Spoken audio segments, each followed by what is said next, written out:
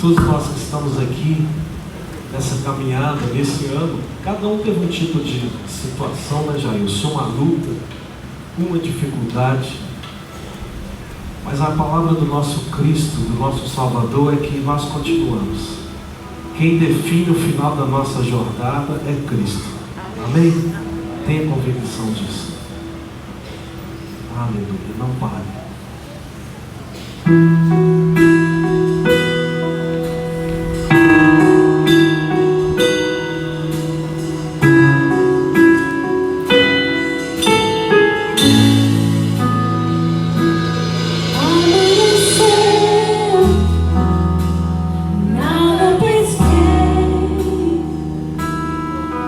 Parecia ser apenas mais um dia, como qualquer outro. Estava cansado.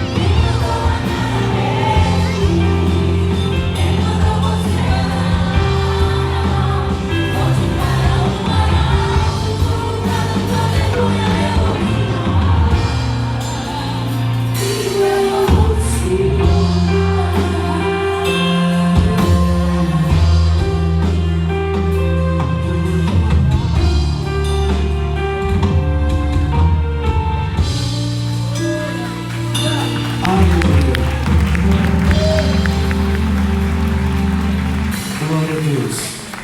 Irmãos, essa última canção que nós iremos adorar, ela vai falar de sobrevivência.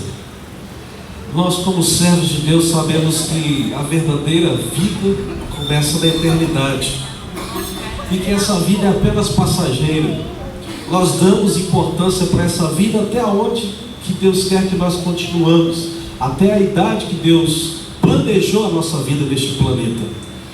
Mas em meio a essa jornada, existem tantas dificuldades que eu e você passamos, tanta prova, tanta luta, que para quem está de fora, para quem olha o cenário, fala assim: como ele sobreviveu? Como ela sobreviveu? Domingo nós comemoramos o aniversário dessa igreja. Tantas pessoas que talvez falaram assim: aqui eu não fico. Lembra a irmã Farias no domingo passado falando que teve vez de ficar 3 pessoas aqui nessa igreja, ela, a Mariana e o Beroni. E aí as pessoas olharam e falaram assim: que loucura, por que continuar numa igreja dessa? Mas Deus honrou nós domingo passado, honrou a família, os irmãos que permaneceram nessa igreja, que valeu a pena permanecer, sobreviveram. Então essa próxima canção não é uma canção de sobrevivência de apenas a vida, mas é a sobrevivência das lutas e as dificuldades que o próprio Deus determina que nós passamos, a jornada que o próprio Deus trouxe a nós. Então eu queria que com muita alegria você levantasse do seu lugar, virasse para esse lindo, para essa linda e falasse: sobrevivemos, porque até aqui o Senhor nos ajudou. Você pode glorificar a Deus por isso? Você pode colocar sobre os seus pés e aplaudir a Deus por isso? Muitos acham que é loucura, mas sobrevivemos. Estamos até aqui porque é o Senhor que fez essa jornada. Aleluia, glória a Deus, aleluia, glória a Deus.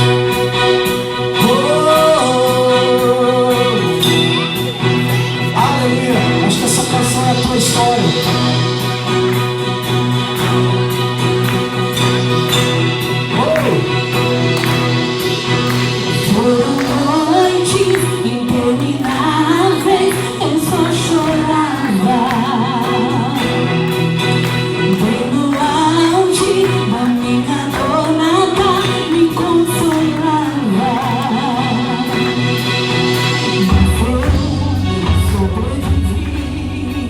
Com uma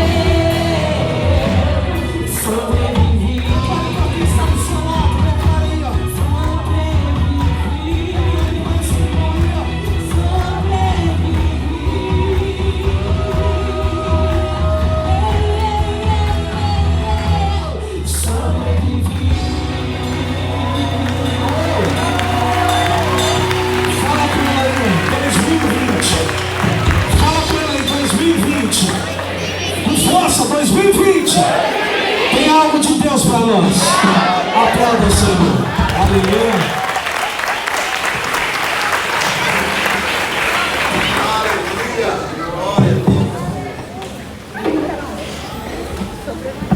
Graças a Deus. Querido irmão, eu quero ler com a igreja um texto bem conhecido para a nossa meditação nessa noite.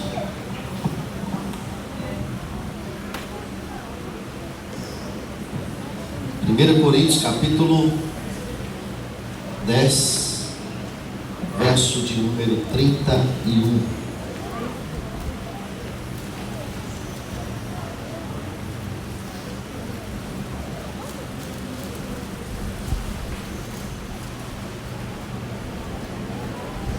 Primeira carta de Paulo aos Coríntios, capítulo 10, verso de número 31.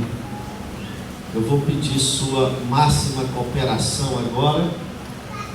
O pessoal que está nos corredores aí, sei que já foi, levantou, já tomou água. Eu queria muito que você se assentasse e agora ficasse tranquilo para ouvir a palavra. Inclusive as crianças que estão aí nessa correria, por favor, nos auxiliem com as crianças também. 1 Coríntios capítulo 10, verso de número 31, nos diz assim. Miami até projetou aqui de forma muito bonita. Se os irmãos, cadê o Anderson? Vê se você consegue apagar essa lâmpada, deixa daquela de lá acesa, para ficar visível aqui o trabalho da nossa querida irmã Maia. Né, Maia? A palavra do Senhor nos diz assim: assim quer vocês comam, bebam ou façam qualquer outra coisa, façam tudo para a glória de Deus. Vamos ler todos juntos? Vamos lá?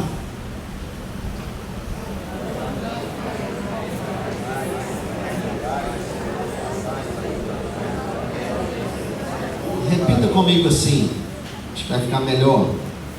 Assim quer vocês comam, Assim quer vocês comam, bebam ou façam qualquer outra coisa, façam tudo para a glória de Deus.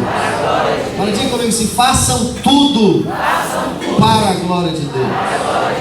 Eu queria muito que você guardasse essa frase. O meu desejo é que essa frase nos acompanhe agora durante esse ano como nosso tema: tudo para a glória de Deus. Vamos falar juntos? Tudo para a glória de Deus. Feche os seus olhos.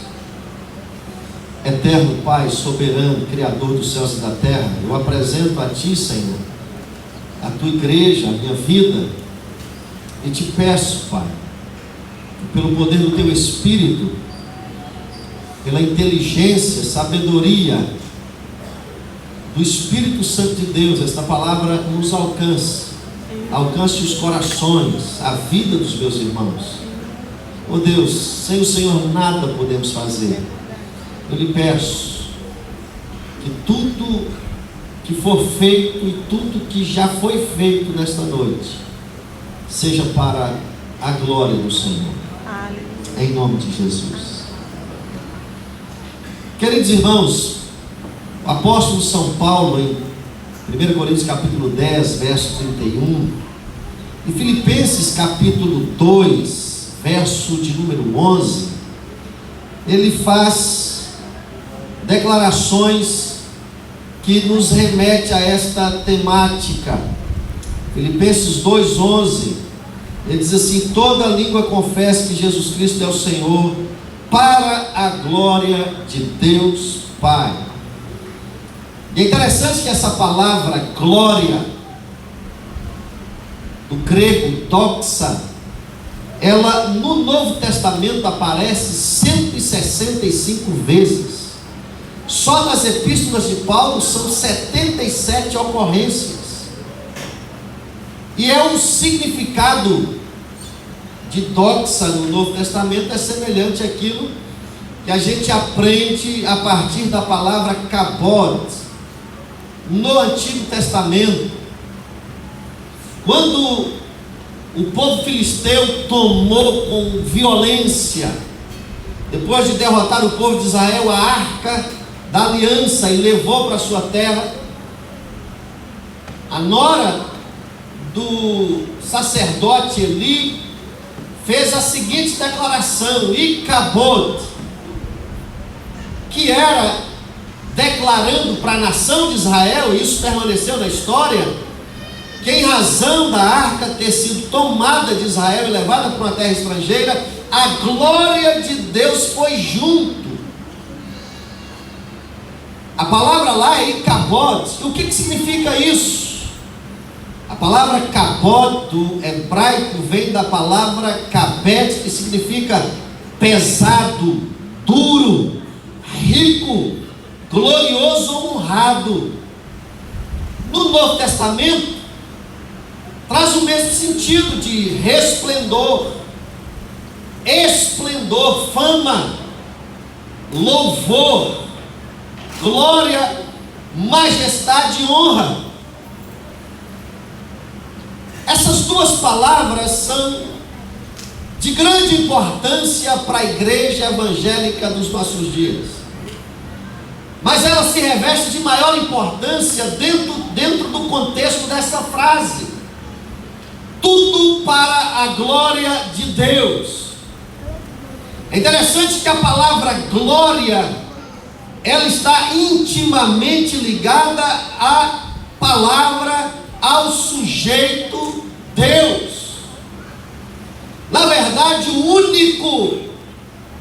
único ser que nós podemos atribuir verdadeiramente, integralmente, abundantemente, intensamente o adjetivo glória, o termo glória, é para Deus. O próprio Deus declara em Isaías capítulo 42, verso 8, dizendo assim: eu, o Senhor, este é o meu nome, não darei a outro a minha glória, nem as imagens o meu louvor. Não é que Deus é egoísta, é porque Deus é o único merecedor de toda glória. Ele é o único detentor de toda majestade. Só Deus possui o verdadeiro resplendor da beleza, o resplendor do ser de Deus se enxerga em primeiro lugar das coisas que foram criadas. O Salmo de número 19, do verso 1 ao 3, diz que o firmamento declara, proclama as obras das mãos de Deus, os céus declaram a sua glória. O verso 3 vai dizer que o firmamento, a natureza, declara sem voz, sem palavras, a glória de Deus, e em toda a terra se ouve a voz da natureza, sem que ela pronuncie um termo sequer. Por que isso? Para que a gente entenda essa questão da natureza expressando, refletindo, como no espelho, o ser de Deus, a divindade de Deus, como diz Paulo em Romanos capítulo 1, verso 20, dizendo que a natureza, ela revela tanto o excelso poder quanto a divindade de Deus, e essa natureza funciona como se fosse um espelho refletindo a glória do Criador. A melhor forma da gente entender isso está nas palavras do pastor John Piper, americano. E ele nos explica dizendo o seguinte: olhemos para o universo, veja o que existe aí do lado de fora da Terra. Nós temos uma galáxia, irmãos, chamada de Via Láctea, aonde está localizado o planeta Terra. A Via Láctea, para ela ser atravessada de um ponto a outro ponto, de uma extremidade a outra extremidade, demora-se 100.000 anos-luz. 100.000 anos-luz. E você sabe como é percorrer um ano-luz? Segundo a medida dos cientistas, um ano-luz equivale a mais de 9 trilhões de quilômetros.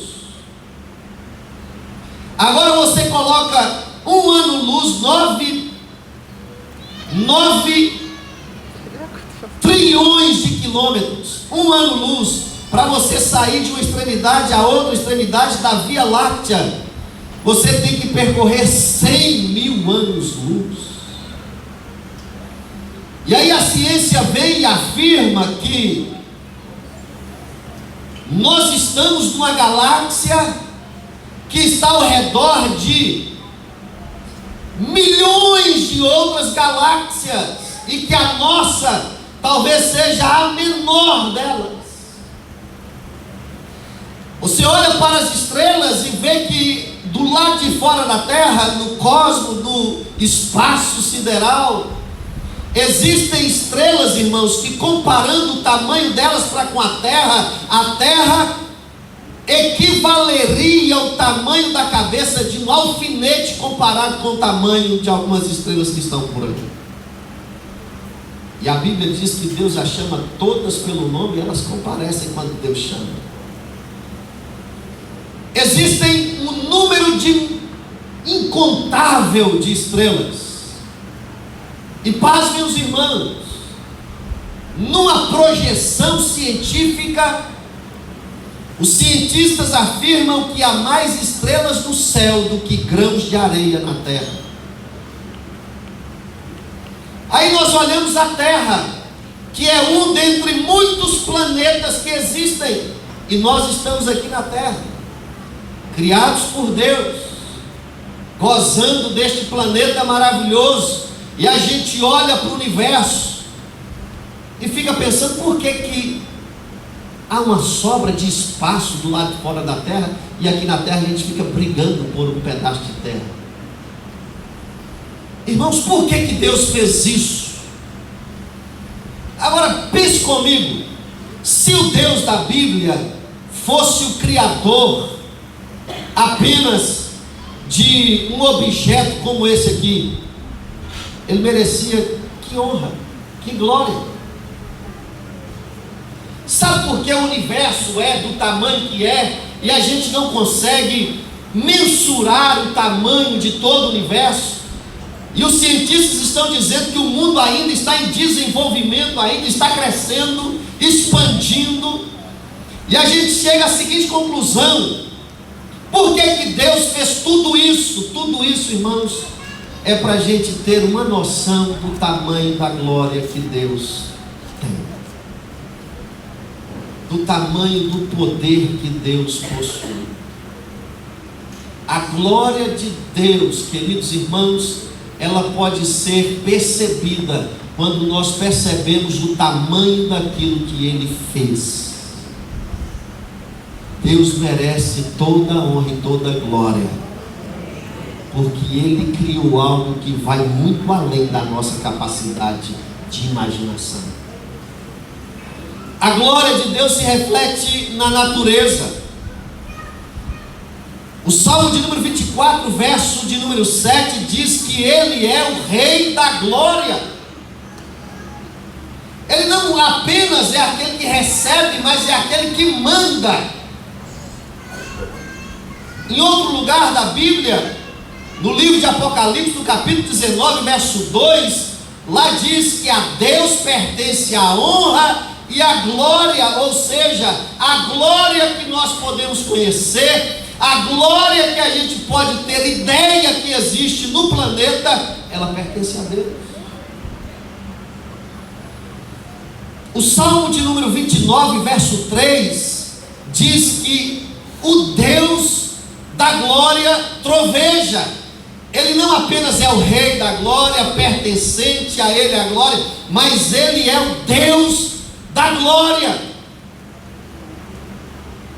A grandeza do universo mostra a glória do Deus que nós servimos. Queridos irmãos, a gente vê toda essa organização na terra. A gente vê toda essa complexidade e essa beleza da criação. E a conclusão que nós devemos chegar depois de observar todas essas coisas é que o nosso Deus é majestoso. Aleluia. É que o nosso Deus merece toda a glória. Aquele famoso escritor Tim Keller, escrevendo sobre a criação de Deus, se expressou assim: Deus criou o universo para espalhar a glória e a alegria que Ele já tinha em si mesmo. Algumas pessoas acham que Deus criou o universo, criou o homem, porque em algum momento Deus precisava do louvor da boca, dos lábios dos homens. Que em algum momento Deus precisava do relacionamento dele para com o homem, porque Deus estava carente. Não. Deus não nos criou por algum tipo de carência, por algum tipo de necessidade. Deus nos criou para que a sua glória, a sua grandeza, como é feito na Trindade entre o Pai, o Filho e o Espírito Santo, fosse compartilhado também com a sua criação. Deus não nos cria porque Ele tinha necessidade de nos criar. Deus nos cria porque Ele quis compartilhar de sua glória para conosco. O que a terra precisa? O que a igreja precisa? A igreja precisa viver e cultuar, tendo Deus como o centro de sua adoração. Por quê? Porque Deus merece, porque Deus é digno, porque não há nenhum outro que possa assumir o lugar dele. Ele não é um Deus, Ele é o único Deus. Não existem outros deuses. O que o homem é capaz de fazer é inventar pela sua inteligência a imagem, a história de alguém que pode ser reconhecido humanamente falando como Deus. Mas Deus existe um só, é o Deus da Bíblia, o Criador dos céus e da terra. A Ele a honra, a glória pertencem desde agora e para todos sempre. Segundo lugar que nós temos que fazer e promover a glória de Deus é no culto. O culto, queridos irmãos, é para a glória de Deus. De vez em quando a gente ouve, e talvez você tenha até dito isso: ah, eu vim no culto hoje, mas eu não senti bem. Ah, eu vim no culto hoje, mas o louvor não me agradou. Ah, eu vim no culto hoje, mas a palavra não falou comigo. Ah, eu fui no culto hoje e eu não gostei, vou mudar de igreja. Eu te pergunto, o culto é para agradar eu, você, nós? É para agradar a Deus. Nós estamos permitindo, queridos, criar uma ideia de que a nossa reunião é para produzir alegria, satisfação no nosso coração. É como se fosse assim: nós viemos para reunir e nós viemos para assistir Deus. Não, é o contrário. Nós estamos permitindo que o conteúdo glorioso do nome do ser de Deus se esvazie, perca o sentido para nós.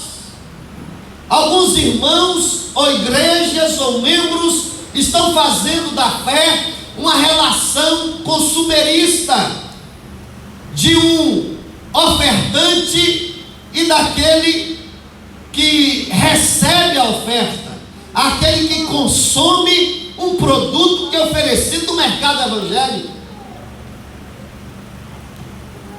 O nome de Deus está perdendo o seu valor.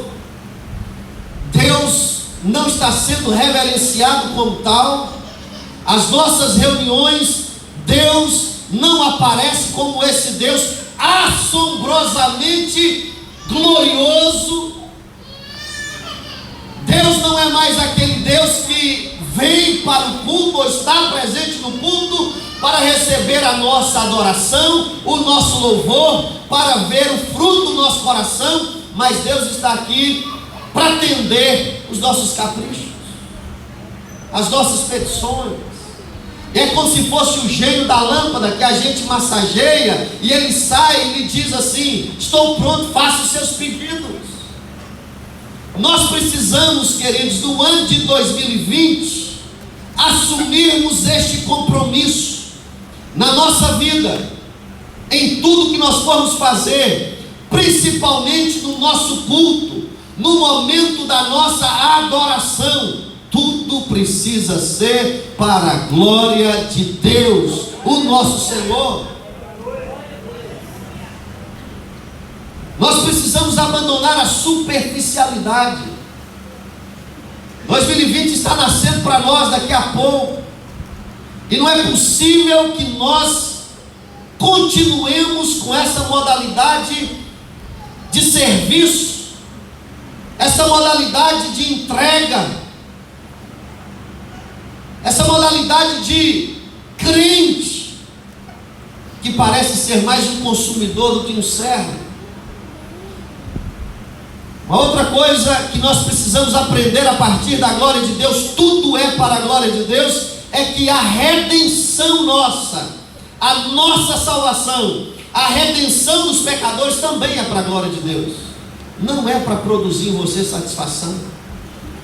A palavra de Deus declara em Filipenses capítulo 2, que Jesus deixou a sua glória, esvaziou-se de si mesmo, assumiu forma de servo, não usou como usurpação ser igual a Deus, para não abrir mão de sua prerrogativa divina. Ele veio e sofreu, ele veio e morreu, ele veio e se submeteu ao poder da terra, exatamente para que um dia toda língua confesse, todo joelho se dobre e reconheça que Jesus Cristo é Senhor para uma função.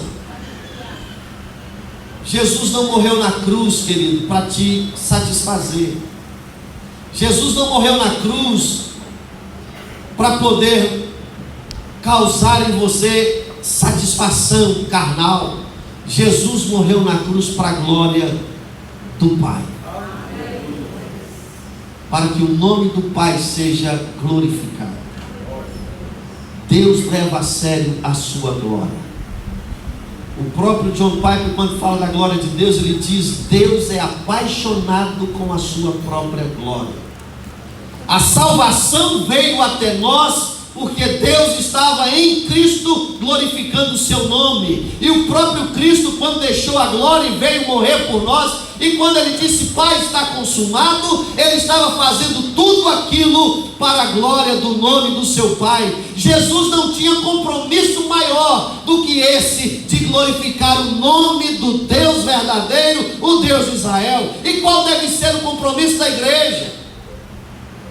O compromisso da igreja não pode ser em viver para uma agenda de programações que satisfaz o gosto do cliente.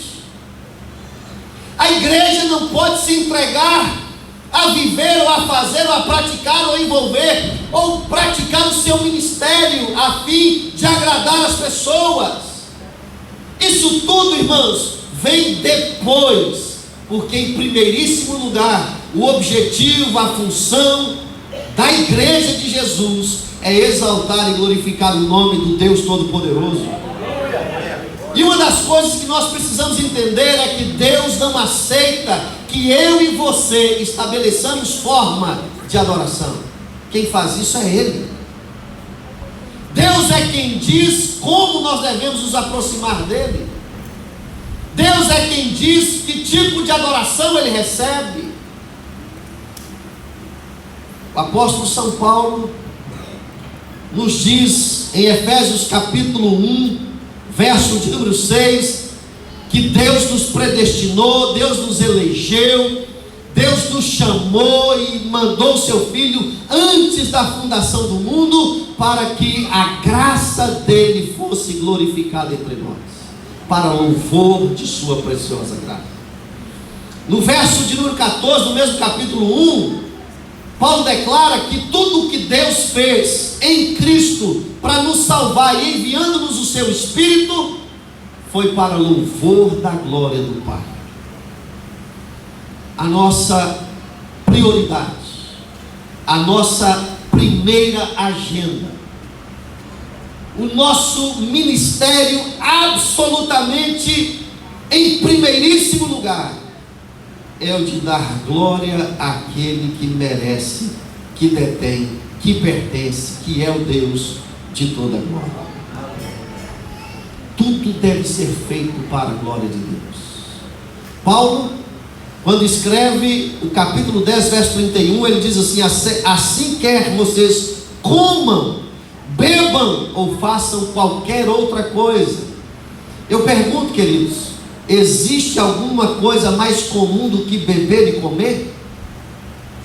Quem aqui não comeu e não bebeu hoje? Você talvez nem recorda qual foi o horário que você bebeu, que você comeu, porque beber e comer se tornou algo muito comum na nossa vida, verdade ou não é? Sem o qual também nós não sobrevivemos, mas se tornou algo extremamente comum. O que Paulo quer nos dizer, o que o Espírito quer nos dizer por esta palavra?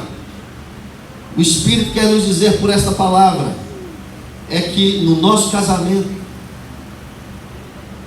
nos nossos negócios, na criação dos nossos filhos, no nosso próprio descanso, quando a gente chega em casa para descansar depois de um dia de trabalho, nos nossos relacionamentos, relacionamento conjugal, relacionamento entre filhos e pais, pais e filhos, relacionamento entre amigos, entre irmãos, relacionamentos de amizades, nos ministérios da igreja, na vida como um todo. Tudo que eu faço precisa ser para a glória de Deus. Tudo que eu faço precisa ser para a glória de Deus. O que eu vou perguntar quando eu tiver que fazer alguma coisa? Você pergunta assim: é para a glória de Deus? Então eu faço. Não é para a glória de Deus? Então eu não faço. Se divorciar não é para a glória de Deus? Então não divorcie. Se brigar com o irmão não é para a glória de Deus? Então não brigue. Se olhar para o irmão e desprezar o irmão, maltratar o irmão, falar mal de alguém, não é para a glória de Deus? Então não faça. Porque diz a palavra de Deus que tudo que nós vamos fazer, tudo é para a glória de Deus. Tudo. Se vir a igreja não é para a glória de Deus, então não venha. Se relacionar-se com alguém não é para a glória de Deus, então termine o namoro. A igreja de Jesus precisa levar a sério a glória do Deus que nós professamos servir. Eu digo isso com muito pesar, porque eu sei que entre nós prevalece uma ideia de que a glória de Deus, a vida de Deus, a religião deve prevalecer apenas dentro das quatro paredes do templo. E tem gente que fala assim: não, a minha vida lá fora tem nada a ver com a minha vida religiosa, aqui é a minha profissão, lá é a minha religião. Irmão, para quem foi salvo em Jesus Cristo, para quem encontrou com o Rei da Glória, para quem se entregou totalmente e é salvo, remido, lavado no sangue do Cordeiro, não existe uma vida dentro da igreja e uma vida fora da igreja. A vida dentro da igreja e fora da igreja é uma só, é para louvor e honra do salvou, e agora eu vivo não para mim mesmo, mas eu vivo para a glória do Deus a quem eu sirvo. Tudo deve ser para a glória de Deus. Se há algum negócio que eu vou fazer e eu não tenho condições de pagar, então não faça. Se não é para a glória de Deus, não assuma nenhum compromisso.